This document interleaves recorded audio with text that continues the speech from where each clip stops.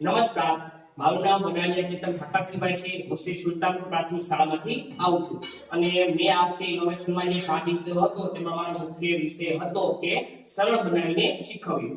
મારા વિષયની વાત કરું તો મારો મુખ્ય વિષય સામાજિક વિજ્ઞાન છે. તો જે સામાજિક વિજ્ઞાન વિષય છે એમાં કેટલાક મુદ્દાઓ એવા આવે છે જે ખૂબ જ લાંબા હોય છે, કેટલોક અભ્યાસક્રમ લાંબો હોય છે, કેટલાક મુદ્દા એવા હોય છે જે અટપટા અને કઠિન હોય છે. તેના કારણે બાળકો છે આ વિષયમાં રસ ઓછો દાખવે છે. અને બીજું એ કે બાળકોને જે આપણે કથન કર્યા કરીએ છીએ એના કારણે બાળકો કંટાળે છે. તો બાળકો આ વિષયમાં રસ દાખવતા થાય અને આ વિષયમાં રસ દાખવી અને બાળકો સરળ રીતે કેમ શીખી શકે એના માટે ઘણી બધી અલગ અલગ પ્રવૃત્તિઓ કરી હતી.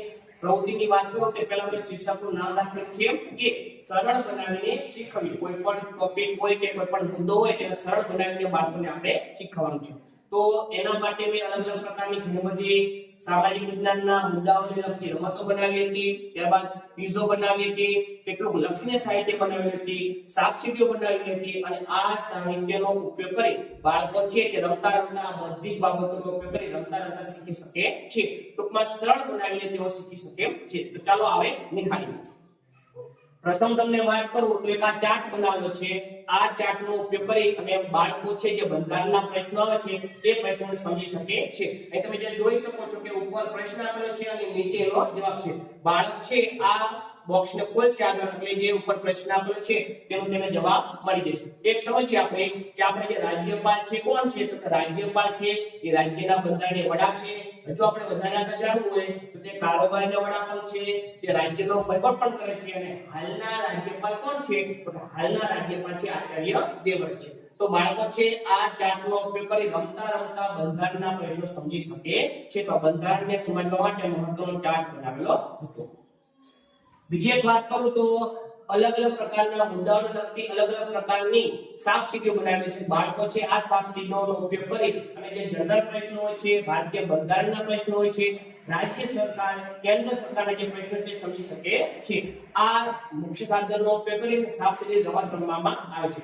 સાપસીડીમાં બે નિયમો હોય છે કે જ્યારે બાળક છે આગળ વધે છે અને સીડી મળે તો સીડી ઉપરથી તે આગળ જઈ શકે છે. બીજું એ કે સાપસીડીમાં જે સાપ હોય છે ત્યાં મોઢાની પાસે આપણે આવી જઈએ છીએ તો નીચે આપણે પૂંછડી પાસે જવાબ મળી જશે. તો આમાં પ્રશ્ન અને જવાબ છે. ચાલો એ નિહાળીએ. દાખલા તરીકે અમે 6 નંબર આવી ગયા છે તો 6 નંબર પર જે સીડી છે એના દ્વારા બાળક છે આગળ વધી શકે છે.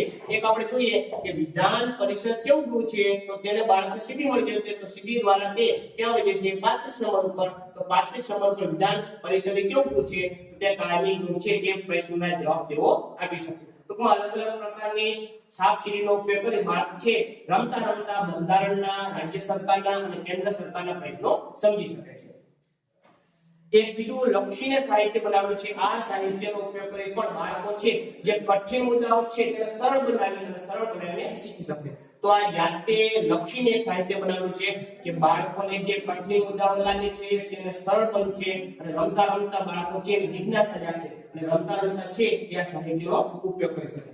આ સાહિત્ય છે તે લખીને બનાવેલું છે કે આમાં મુખ્ય મુદ્દાઓનો સમાવેશ કરવામાં આવે છે એટલે બાળકો છે મુખ્ય મુદ્દાનો સમાવેશ કરી આ યાદ રાખશે. બીજું એ ધોરણ 8 માં જે એમએસ ની પરીક્ષા આવે છે આ પરીક્ષામાં જે પ્રશ્ન પૂછાય છે એ પરીક્ષાઓમાં આ સાહિત્યનો ઉપયોગ કરી તે સરળતાથી જે 30 પ્રશ્નો પૂછાય છે એનો જવાબ આપી શકશે. ત્યારબાદ કેટલાક સામાજિક વિજ્ઞાનને લગતા મુદ્દાની કવિતાઓ બનાવી છે. એક કવિતાની વાત કરું તો સંસદ અને કાયદા નામની એક કવિતા બનાવેલી છે. આ સંસદ અને કાયદામાં જે લોકસભા અને જે રાજ્યસભા આવે છે આ બંને શું છે, કેટલા સભ્યો હોય છે, કેટલા વર્ષનો સમયગાળો હોય છે. તો આ કવિતા બાકી કરશે તો તે મુદ્દાઓ પર તે લખી શકશે અને કવિતામાં જે મુખ્ય પોઈન્ટ આવે છે એના પરથી કોઈ પણ ટૂંકું બનાવે છે તો તે બનાવી શકે. ટૂંકમાં તે કવિતાઓ સરળ રીતે સમજી જશે અને તેના દ્વારા તે પ્રશ્નો, એક વાક્યના પ્રશ્નો હોય, એનિમેશનને લગતા પ્રશ્નો હોય કે વિકલ્પ હોય તેને સરળતાથી જવાબ આપી શકશે. તો આવી ઘણી બધી મુદ્દાઓને લગતી કવિતાઓ બનાવી છે જેમાં આદિમાનવને સ્થાયી જીવનની શપથ, જંગલોનું મહત્વ, ભારત દેશ કેવો છે, ભગતસિંહ, આપણા વેદો કયા કયા છે, ભારતની જે વિશિષ્ટ મહિલાઓ છે તે કોણ છે, આ બધા મુદ્દાઓ છે તે કવિતા દ્વારા તેઓ યાદ રાખી શકશે. અને જે આ કવિતાઓ છે તે સ્વરચિત છે એટલે કે મેં જાતે જ બનાવેલી છે. ત્યારબાદ આગળ વધી તો સામાજિક વિજ્ઞાનમાં ઇતિહાસ એક આવે છે અને ઇતિહાસમાં અલગ અલગ પ્રકારની સાલવારી આવે છે. તો બાળક છે સાલવારી યાદ રાખી શકતો નથી એટલે મૂંઝાય છે અને મૂંઝાય છે એટલે ગોખીને યાદ રાખે છે અને જ્યારે પરીક્ષા સમયે યાદ કરે છે તો યાદ આવતી નથી એટલે જે સાલવારી છે તેમાં ભૂલ કરે છે. તો સાલવારને યાદ રાખવા માટે, રાજા મહારાજાઓને યુદ્ધો યાદ રાખવા માટે આ બે મહત્વના ચાર્ટ બનાવેલા છે કે આમાં અલગ અલગ પ્રકારની સાલવારી આવી જશે અને સાલવારી પ્રમાણે ઘટનાક્રમ પણ આવી જશે. એટલે પરીક્ષામાં જોડકો પૂછાય છે, ત્યારબાદ ઘટનાક્રમ પૂછાય છે, તો આ સાલવારનો ઉપયોગ કરીને તેઓ સમજી શકે. એક ઉદાહરણ જોઈએ. દાખલા તરીકે આપણી મૂળભૂત ફરજ દિન કયો છે? તો અહીંયા તારીખ અને સાલવારી લખેલી છે. 6 જાન્યુઆરી છે આપણો મૂળભૂત ફરજ દિન છે. ટૂંકમાં આ સાલવારી અને ઘટનાનો ઉપયોગ કરી બાળકો છે સાલવારી પણ યાદ રાખશે અને અલગ અલગ પ્રકારની ઘટનાઓ પણ યાદ રાખશે. બીજા એક સાહિત્યની વાત કરીએ તો રમતા રમતા બાળકો કઈ કઈ શીખી શકે એના માટે એક મહત્વનો ચાર્ટ બનાવેલો છે કે બાળકોને આપણે પુસ્તક દ્વારા શીખવીએ એના કરતા રમત દ્વારા બાળકો વધારે શીખી શકે છે. ઉપર મુખ્ય મુદ્દો આપેલો છે અને અંદર પેટા મુદ્દો આપેલો છે. દાખલા તરીકે જોઈએ તો મુગલ શાસકો કયા છે? તો આ બોક્સ ખોલશે અને જે મુગલ 6 શાસકો છે એ 6 શાસકોના આમાં નામ આવેલા હશે. એટલે બાળકો છે એ શિક્ષણના ટાઈમે ત્યારબાદ જે ફ્રી ટાઈમે હોય વિશેષના ટાઈમે આ ચાર્ટનો ઉપયોગ કરી અલગ અલગ પ્રશ્નો છે તેઓ સમજી શકે છે. આમાં ઘણા બધા એવા પ્રશ્નો પણ આવી જશે કે મુખ્ય મુદ્દો સમજી એના પરથી પેટા મુદ્દો પણ તે સમજી શકે. ત્યારબાદ બીજા પણ એવા ઘણા ચાર્ટ બનાવવા છે.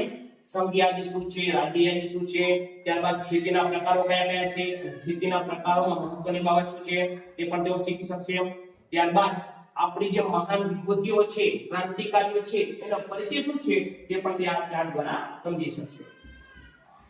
ત્યારબાદ બીજી એક વાત કરું કે મને ઓળખો નામના જે પ્રશ્નો પૂછાય છે એમાં અલગ અલગ પ્રકારના જે ગ્રહો વિશેષતાઓ શું છે, ઉપગ્રહો કયા છે, એ વિશેષતા છે એ મને ઓળખો દ્વારા તેઓ સમજી શકશે. એક મહત્વનો અને અત્યારનો પ્રખ્યાત ચાર્ટની વાત કરું તો આ ચાર્ટ બનાવેલો છે. આ ચાર્ટનો ઉપયોગ કરીને બાળકો છે સરળ રીતે કોઈ પણ મુદ્દો સમજી શકે. ચાલો નિહાળીએ કે આમાં જે મુખ્ય બાબત છે અને પેટા બાબતનો સમાવેશ કરવામાં આવ્યો છે.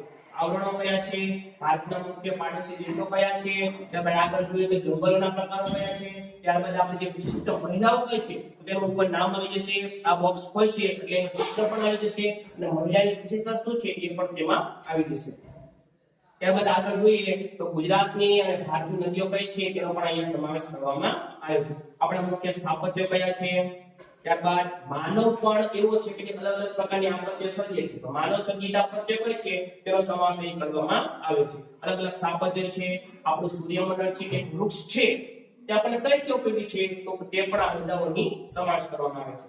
ત્યારબાદ આપણું સૂર્યમંડળ છે, ગાંધીજીનો પરિચય, ત્યારબાદ અલગ અલગ વિભૂતિઓનો પરિચય, માર્ગ ઉપર આપણે વાહન ચલાવતા હોય તો આપણે શું ધ્યાન રાખવું જોઈએ તે પણ આવી બાબત ચકાસવામાં આવી છે. ત્યારબાદ બીજી વાત કરું તો બીજું ઘણું બધું સાહિત્ય બનાવેલું છે. બાળકો જેટલું પાઠ્ય પુસ્તકમાં યાદ એટલે કે લખીને વાંચીને યાદ રાખતું નથી એટલું તે જોઈને પણ વધારે યાદ રાખી શકે છે. આ અલગ અલગ પ્રકારના જે ચાર્ટ બનાવેલા છે ચાર્ટનો ઉપયોગ કરી બાળકો છે શિક્ષણના ટાઈમે સરળતાથી શીખી શકે છે. અહીં તમે નકશામાં જે રૂટ સંજ્ઞાઓ છે રૂટ સંજ્ઞા જોઈ શકો છો. અહીં મહાવીર સ્વામી અને ગૌતમ બુદ્ધ જે પરિચિત તે જોવા મળે છે. અહીં ગુજરાતના નકશામાં અલગ જે જિલ્લાઓ છે તે જોવા મળે છે. અહીં ભારતના નકશામાં રાજ્ય અને પાટનગર કયું છે તે પણ આપણને જોવા મળે છે. આ બધું તમે આવશો તો એક મહત્વનો બીજો ચાર્ટ બનાવે છે કે આ ચાર્ટનો ઉપયોગ કરી બાળકો અલગ અલગ બાબતો શીખી શકશે, સરળતાથી શીખી શકશે અને એમને જે કઠિન મુદ્દાઓ લાગે છે, અઘરો વિષય લાગે છે એને તેઓ રસ લેતો થશે અને સામાજિક વિજ્ઞાન જે વિષય છે તેમાં વિષય રસ શીખતા રમતા રમતા યાદ રાખી શકશે અને તેઓ મુદ્દાને સમજી શકશે. ટૂંકમાં જે અઘરો વિષય છે, રસ ઓછો લે છે એવો વિષય છે સામાજિક જ્ઞાન, તેવા કઠિન મુદ્દાઓને અલગ અલગ પ્રકારની રમતો સાહિત્ય દ્વારા કઠિનને અલગ અલગ પ્રકારના સાહિત્ય દ્વારા સારો વિષય બનાવવામાં, રસ દાખવતો વિષય બનાવવામાં આવ્યો છે. તેના કારણે બાળકો સાહિત્ય શીખી શકે છે. આભાર.